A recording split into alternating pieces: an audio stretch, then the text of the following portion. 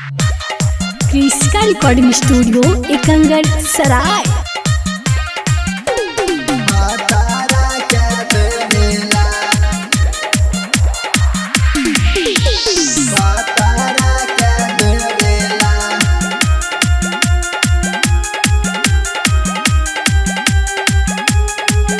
Presented by Kriska films. आई तो दूल्हा तोरा दहेजुआ गड़िया ले बेला।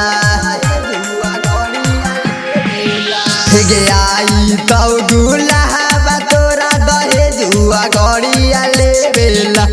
जाई है ससुरावा में तू भातारा के देवेला।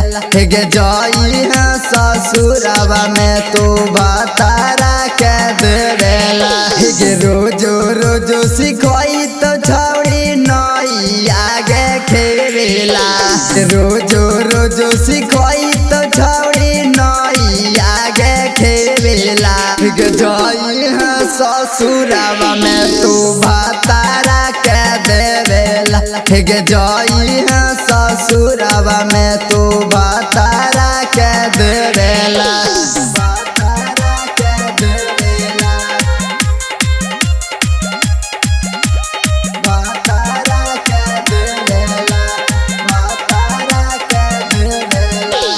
रोजे फूसालाई तो छौड़ी माजा तोरा लेवेला। रोजे फूसालाई तो छौड़ी भातारा माजा लेवेला।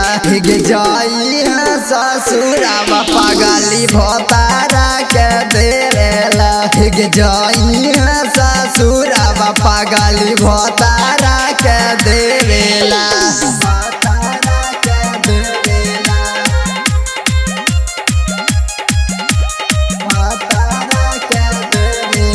क्रिस्का रिकॉर्डिंग स्टूडियो एकंगर सराय। करी है तू माना छौड़ी फूलाला रोटिया टोवेला।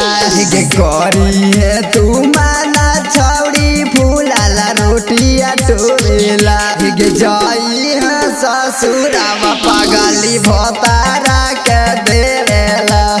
जाई है ससुरावा पागली भतारा के देवेला।